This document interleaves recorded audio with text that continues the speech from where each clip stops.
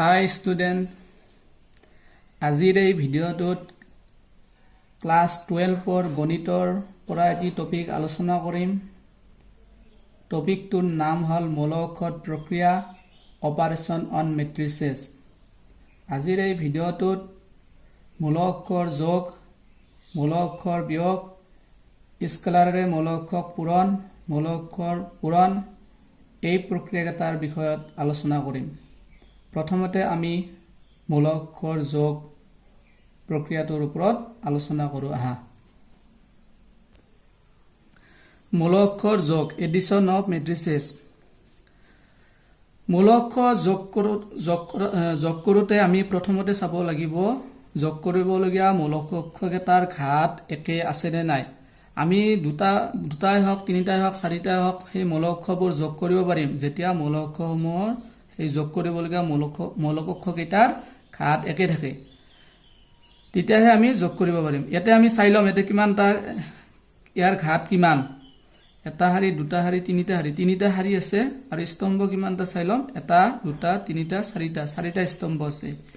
ইয়াতে চাই ল'ম কিমানটা শাৰী আছে। এটা শাৰী, দুটা শাৰী, তিনিটা শাৰী আছে। স্তম্ভ কিমানটা আছে। এটা আছে, দুটা আছে, তিনিটা আছে, চাৰিটা আছে। চাৰিটা স্তম্ভ আছে।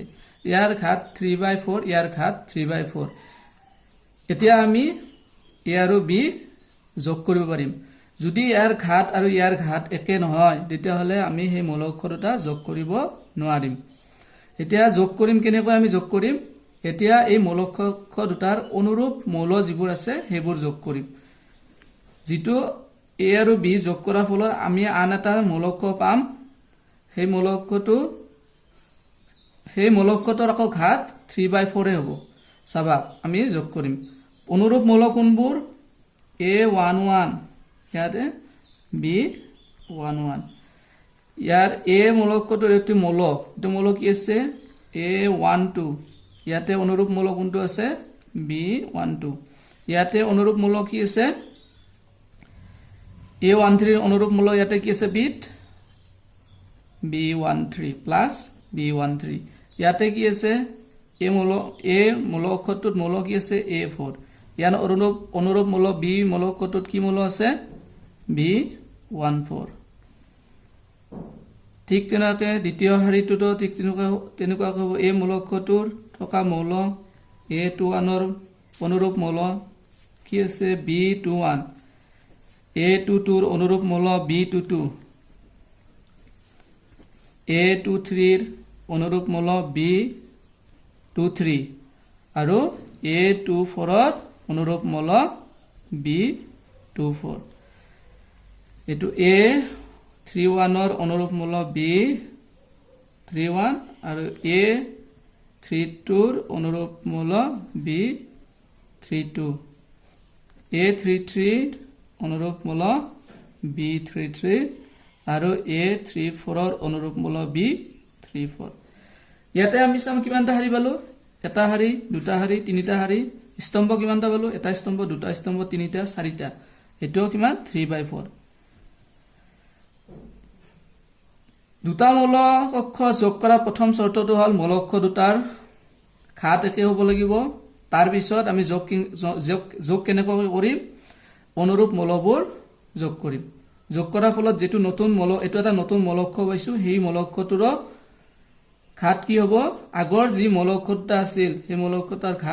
মৌল অক্ষৰ দুটাৰ ঘাত যি আছিল এই নতুন মৌল অক্ষৰটোৰ ঘাত একে হ'ব। এতিয়া যদি আমাক এনেকুৱা এটা মৌল অক্ষৰ দিয়া থাকে,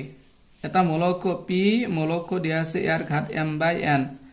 আৰু কিউ এটা মৌল অক্ষৰ দিয়া আছে p/q, তেতিয়াহ'লে আমি এই দুটা যোগ কৰিব নোৱাৰিম, কাৰণ ইয়াৰ ঘাত একে নহয়। ঘাত একে হ'ব লাগিব। প্ৰথম চৰ্তটো হ'ল ঘাত একে হ'ব লাগিব, তাৰপিছতে আমি যোগ কৰিব পাৰিম। এনেকুৱা দুটাৰ সলনি তিনিটা যদি মৌল অক্ষৰ দিয়া থাকে তথাপিও আমি প্ৰথমতে আমি চাব লাগিব ঘাত একে আছে নে নাই। ঠিক আছে। মৌল অক্ষৰ বিয়োগ বা মৌল অক্ষৰ অন্তৰ, ডিফাৰেন্স অফ মেট্ৰিচেছ। যোগৰ নিচিনা এইটো প্ৰক্ৰিয়াটো একেই। প্ৰথমতে আমি চাব লাগে ইয়াৰ ঘাত একে আছে নে নাই। যদি ঘাত একে আছে তেতিয়াহ'লে আমি অনুৰূপ মৌলবোৰ বিয়োগ কৰি দিলেই হ'ব। এতিয়া ইয়াতে A11 A11 ৰ অনুৰূপ মৌল কি আছে B11 A12 ৰ অনুৰূপ মৌল B12 A13 ৰ অনুৰূপ মৌল B13 ঠিক তেনে দ্বিতীয় শাৰীটোত A21 ইয়াৰ অনুৰূপ মৌল B21 ইয়াৰ A22 ৰ অনুৰূপ মৌল B22 A23 ৰ অনুৰূপ মৌল B23 এবাৰ প্ৰথমতে চাই লম আমি ইয়াতে কিমানটা শাৰী আছে দুটা শাৰী আছে কিমানটা স্তম্ভ আছে তিনিটা স্তম্ভ আছে ইয়াতে কিমানটা শাৰী আছে এটা দুটা শাৰী আছে স্তম্ভ কিমানটা আছে এটা দুটা তিনিটা স্তম্ভ আছে ঘাত একে পালো 2/3 2/3 গতিকে এ আৰু বি এৰ পৰা বি আমি বিয়োগ কৰিব পাৰিম বা এডুৰ এৰ পৰা বি টো অন্তৰ কৰিব পাৰিম এতিয়া আমি চাম বিয়োগ কেনেকৈ কৰিম ইয়াৰ অনুৰূপ মৌলৰ পৰা ইয়াৰ অনুৰূপ মৌলটো বিয়োগ কৰি দিম এই মৌলকটোত যিমানবোৰ অনুৰূপ মৌল আছে এই মৌলকটোত যিমানবোৰ মৌল আছে তাৰ বিয়োগটোত থকা সেইবোৰ অনুৰূপ মৌল আমি বিয়োগ কৰি দিম A11 ৰ পৰা B11 বিয়োগ কৰিম A12 ৰ পৰা B12 বিয়োগ কৰিম A13 ৰ পৰা B13 বিয়োগ কৰিম A21 ৰ পৰা B21 বিয়োগ কৰিম A22 ৰ পৰা B22 বিয়োগ কৰিম আৰু A23 ৰ পৰা B23 বিয়োগ কৰিম এতিয়া আমি চাম ইয়াতে আমি কিমানটা শাৰী আৰু কিমানটা স্তম্ভ পালো এটো এটা মৌল এটো এটা মৌল এটো এটা মৌল শাৰী কেইটা পালো এটা শাৰী দুটা শাৰী পালো স্তম্ভ কিমানটা পালো এটা দুটা তিনিটা স্তম্ভ পালো অৰ্থাৎ এটা মৌল অক্ষৰ পৰা আন এটা মৌল অক্ষৰ বিয়োগ কৰাৰ পিছত যেটো আমি বিয়োগফল পাম অৰ্থাৎ যেটো মৌল অক্ষৰ পাম সেই মৌল অক্ষৰটোৰ ঘাত আগৰ সেই মৌল অক্ষৰটাৰ ঘাত আগৰ বিয়োগ কৰা বা অন্তৰ বিয়োগ কৰা মৌল অক্ষৰটাৰ ঘাতৰ সমান হয় স্কেলাৰে মৌল অক্ষৰ পূৰণ multiplication of matrix by a scalar ধৰা হল এটো এটা মৌল অক্ষৰ স্কেলাৰেৰে পূৰণ কৰাৰ ক্ষেত্ৰত কোনো ঘাতৰ কথা নাহে ইয়াতে আমি ডাইৰেক্ট পূৰণ কৰিম যিয়ে ঘাতৰ মৌল অক্ষৰ নহওক কিয় স্কেলাৰেৰে পূৰণ কৰাৰ নিয়মটো এনেকুৱা এটো কে টো এটা স্কেলাৰ আৰু আমি এই কে টোৰে এই মৌল অক্ষৰটো পূৰণ কৰিম এতিয়া কে টো কি বহাইছো এই মৌল অক্ষৰটোৰ মৌলবোৰ আমি লিখিছো এতিয়া আমি পূৰণ কৰিম পূৰণ কৰা নিয়মটো এনেকুৱা এই কে টোৰে গোটেই কেইটা মৌলৰ সৈতে পূৰণ হ'ব k into A11 k into A2 k into 13 k into 21 k into A22 k into A23 যদি আমাক এটা মৌল অক্ষৰ দিয়া থাকে আৰু মৌল অক্ষৰটোক আমি যিকোনো এটা স্কেলাৰেৰে পূৰণ কৰিবলগীয়া হয় তেতিয়াহ'লে সেই স্কেলাৰটোৰে মৌল অক্ষৰটোৰ ভিতৰত যিমান কেইটা মৌল আছে গোটেই কেইটা মৌলকে আমি পূৰণ কৰিব লাগিব এটো যিয়েই ইয়াৰ মাত্ৰা যিয়েই নহওক কিয় ধৰা হল মৌল অক্ষৰ এই মৌল অক্ষৰটোৰ একেটা মৌল আমি থ্ৰাইছ নিৰ্ণয় কৰিব লাগে এতিয়া 3 এৰ মৌল অক্ষৰটাৰ মানকেইটা বহাই দিম 1 3 5 6 7 8 আগত আমি নিয়মটো শিকিলে কি কৰিব লাগিব আমি 3 ৰে গোটেই কেইটা মৌল অক্ষৰ পূৰণ কৰিব লাগিব 3 ৰে গোটেই কেইটা মৌল পূৰণ কৰিব লাগিব 3 1 গুণ 3 1 গুণ 3 3 3 গুণ 9 3 5 গুণ 15 3 6 গুণ 18 3 7 গুণ 21 3 8 গুণ 24 এটো মৌল অক্ষৰ পূৰণ মাল্টিপ্লিকেশ্যন অফ মেট্ৰিচেছ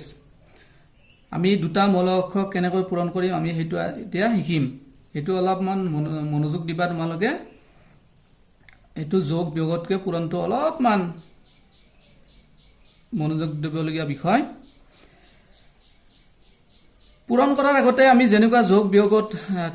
বিয়োগত ঘাতৰ ওপৰত নিৰ্ভৰ কৰে ইয়াতে পূৰণৰ ক্ষেত্ৰত ঘাতৰ ওপৰত নিৰ্ভৰ কৰে কিন্তু যোগ বিয়োগৰ নিচিনা নহয় ঘাত দুটা একে নহলেও হ'ব কিন্তু আমি চাব লাগিব ইয়াতে ধৰিলে আমাক যদি a আৰু b ৰ মৌল অক্ষৰটাৰ পূৰণফল নিৰ্ণয় কৰিবলৈ দিয়া হয় তেতিয়াহলে আমি চাব লাগিব যে a মৌল অক্ষৰটোৰ স্তম্ভ এই বি মূল অক্ষৰটোৰ শাৰীৰ সমান হ'ব লাগিব অৰ্থাৎ এ মূল অক্ষৰটোৰ স্তম্ভ কিমান আছে এ মূল অক্ষৰটোৰ দুটা স্তম্ভ আছে অৰ্থাৎ এতে এ মূল অক্ষৰটোৰ ঘাত কিমান 2/2 আৰু বি মূল অক্ষৰটোৰ ঘাত কিমান 2/2 এই দুটা একে হ'ব লাগিব তেতিয়াহে আমি এই মূল অক্ষৰটো দুটা পূৰণ কৰিব পাৰিম অন্যথা আমি মূল অক্ষৰ দুটা পূৰণ কৰিব নোৱাৰিম এতিয়া আমি যে আকৌ এই পূৰণ এ আৰু বি মূল অক্ষৰটো পূৰণ কৰাৰ ফলত এটা আকৌ নতুন এটা মূল অক্ষৰ পাম বা পূৰণফল এটা মূল অক্ষৰ পাম সেই মূল অক্ষৰটো কি হ'ব 2/2 হ'ব উদাহৰণ হিচাপে যদি আমাক এনেকুৱা এটা মূল অক্ষৰ দিয়া হয় এই মূল অক্ষৰটোৰ ধৰি লোৱা আমাক ঘাত দিয়া আছে 2/3 আৰু বি মূল অক্ষৰটোৰ ঘাত দিয়া আছে 2/3 তেতিয়াহ'লে আমি এই মূল অক্ষৰ দুটা পূৰণ কৰিব নোৱাৰিম কাৰণ ইয়াৰে স্তম্ভ অৰ্থাৎ ইয়াৰে স্তম্ভ আৰু ইয়াৰে শাৰী এটা স্তম্ভৰ সংখ্যা ইয়াৰ শাৰীৰ সংখ্যাৰ সমান নহয় যদি সমান নহয় তেতিয়াহ'লে আমি এইটো মূল অক্ষৰ পূৰণ কৰিব নোৱাৰিম এতিয়া আমি চাই লম পূৰণ কেনেকৈ কৰা হয় ইয়াতে 2/2 আছে ঘাত ইয়াতে 2/2 আছে অৰ্থাৎ ইয়াত দুটা শাৰী দুটা স্তম্ভ আছে ইয়াতে দুটা শাৰী দুটা স্তম্ভ আছে গতিকে এ আৰু বি পূৰণ কৰিব পাৰিম এতিয়া আমি এ আৰু বি পূৰণ কেনেকৈ কৰিম সেইটো আমি শিকিম এতিয়া চোৱা প্ৰথমতে কৰিম যেটো মূল অক্ষৰ আগত থাকে এটো আগত আছে এটো পিছত আছে এই মূল অক্ষৰটোৰ শাৰী আৰু এই মূল অক্ষৰটোৰ স্তম্ভ এই মূল অক্ষৰটোৰ শাৰী আৰু এই মূল অক্ষৰটোৰ স্তম্ভৰ সৈতে পূৰণ কৰিম কেনেকৈ এইটোৰ লগত এইটো পূৰণ এইটো মূলৰ লগত এইটো মূল পূৰণ a11 ৰ লগত b11 পূৰণ তাৰ পিছত যোগ চিন দিম যোগ চিন দিলো ইয়াৰ পিছত b12 ৰ লগত a12 ৰ লগত b21 আমি পূৰণ কৰিব লাগিব a12 ৰ সৈতে কি পূৰণ কৰিব লাগিব b21 কেনে কৰিছো প্ৰথম শাৰীৰ লগত প্ৰথম স্তম্ভ প্ৰথম শাৰীৰ লগত প্ৰথম স্তম্ভ এটো এবাৰ হল এইবাৰ প্ৰথম শাৰীৰ লগত দ্বিতীয় স্তম্ভ প্ৰথম শাৰীৰ লগত প্ৰথম স্তম্ভ প্ৰথম শাৰীৰ লগত দ্বিতীয় স্তম্ভ ইয়াতে এইটোৰ লগত এইটো পূৰণ a11 ৰ সৈতে b12 যোগ এইটোৰ সৈতে এইটো পূৰণ a12 ৰ সৈতে b22 প্ৰথম শাৰীৰ লগত প্ৰথম স্তম্ভ প্ৰথম শাৰীৰ লগত দ্বিতীয় স্তম্ভ এইবাৰ প্ৰথম শাৰীৰ কাম শেষ এইবাৰ দ্বিতীয় শাৰীৰ সৈতে প্ৰথম স্তম্ভ প্ৰথমতে এইটোৰ সৈতে এইটো পূৰণ এইটোৰ সৈতে এইটো যোগ এইটোৰ সৈতে এইটো দ্বিতীয় শাৰীৰ লগত প্ৰথম স্তম্ভ গতিকে এইটোৰ লগত এইটো এইটোৰ লগত এইটো a22 ৰ সৈতে কি পূৰণ কৰিম b21 দ্বিতীয় শাৰীৰ সৈতে প্ৰথম স্তম্ভ পূৰণ হল এইবাৰ দ্বিতীয় শাৰীৰ সৈতে দ্বিতীয় স্তম্ভ পূৰণ কৰিব লাগিব দ্বিতীয় শাৰীত কি আছে a21 into b12 এইটোৰ সৈতে এইটো শাৰীৰ সৈতে এইটো স্তম্ভ এইটোৰ সৈতে এইটো পূৰণ যোগ এইটোৰ সৈতে এইটো পূৰণ যোগ a22 ৰ সৈতে b22 ইয়াৰে ঘাত কিমান হ'ব এটা শাৰী দুটা শাৰী এটা স্তম্ভ দুটা স্তম্ভ গতিকে এটো 2/2 হ'ব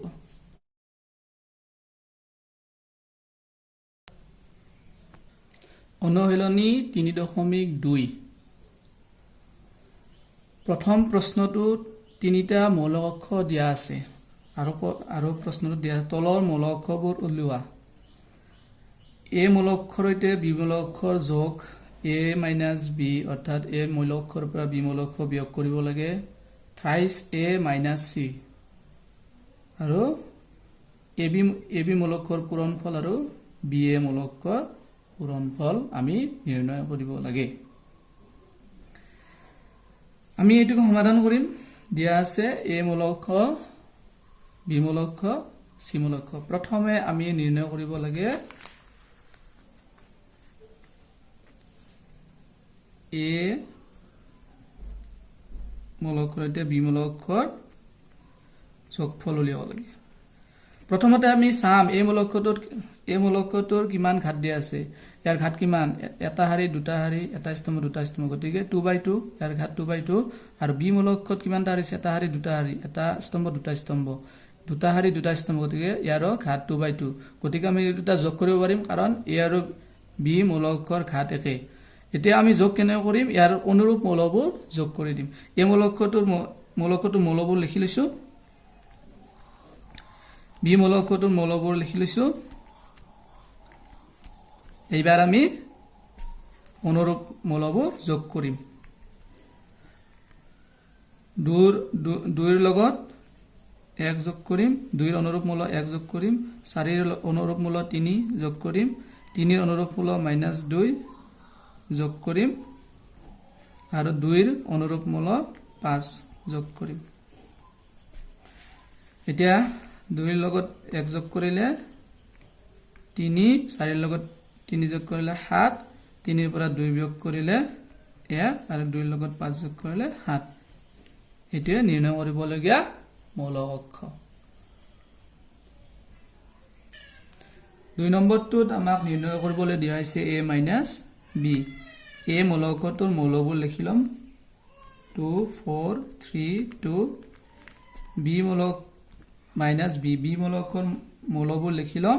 1 3 -2 5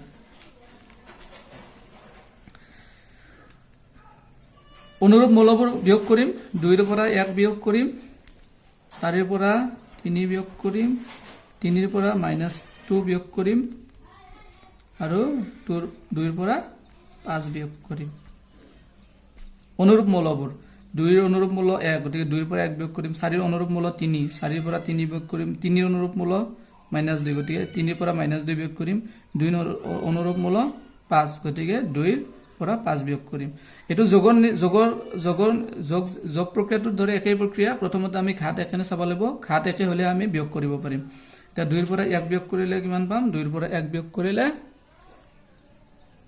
তো 1 হ'ব এটো 1 - প্লাস হ'ব 3 + 5 3 + 2 = 5 আৰু 2 ৰ পৰা 3 বিয়োগ কৰিলে -3 এটোৱে নিৰ্ণয় কৰিবলগীয়া মৌলিক অক্ষ এবাৰ আমি 3 নম্বৰটো চাম থ্ৰাইস a - c থ্ৰাইস a মৌলকটোৰ মৌলবোৰ লিখিম 2 4 3 2 - c মৌলকটোৰ মৌলবোৰ লিখিম কি আছিল -2 5 3 4 এটো স্কেলাৰ আছে 3 আছে 3 লিখিছো a মৌলকটোৰ মৌলবোৰ লিখিছো মাইনাস আছে মাইনাস দিছো c মৌলিক অক্ষটোৰ মৌলবোৰ লিখিছো এতিয়া আমি প্ৰথম কাম হল এই স্কেলাৰটোৰ সৈতে বাকি এই মৌলকটোৰ যিমানবোৰ মৌল আছে পূৰণ কৰিব লাগিব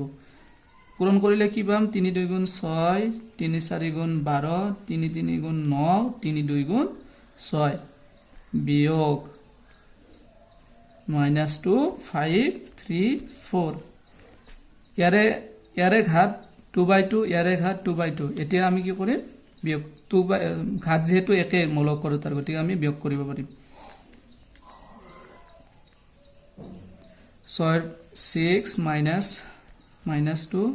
ইয়াৰ অনুৰূপ মৌল এইটো গতিকে এইটোৰ পৰা এইটো বিয়োগ কৰিম 12 অনুৰূপ মৌল এইটো 12 - 5 9 - 3 6 - 4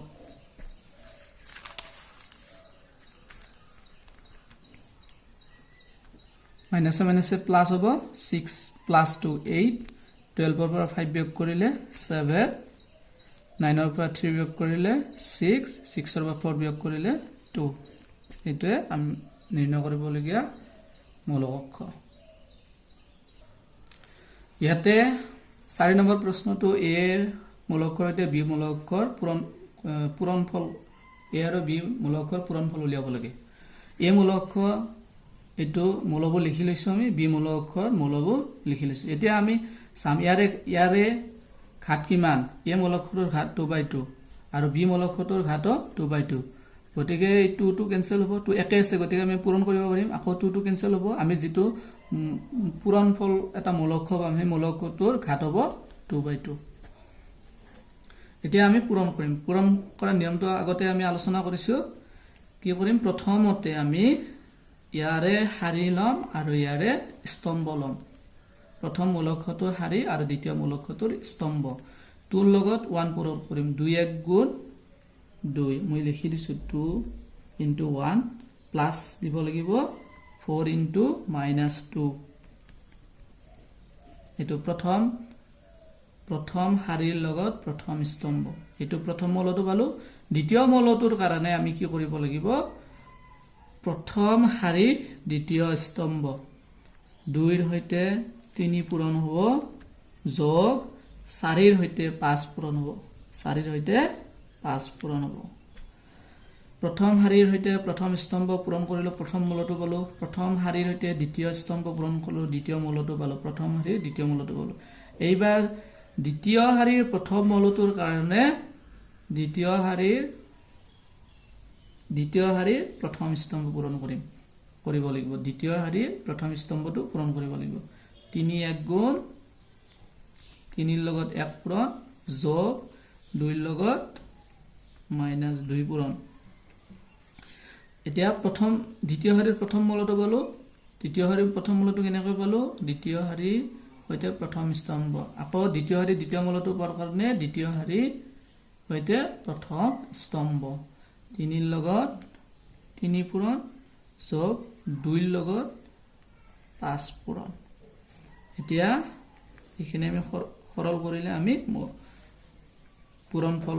যেটো মূলক হেতু পাই যাম 2 1 গুণ 2 এটো প্লাসে মাইনাসে মাইনাস 2 4 2 গুণ 8 3 2 গুণ 6 আর 4 5 গুণ 20 3 1 গুণ 3 প্লাসে মাইনাসে মাইনাস 2 2 গুণ 4 3 3 গুণ 9 2 5 গুণ 10 কিমান হ'ব 2 ৰ পৰা 8 বিয়োগ কৰিলে -6 26 -1 19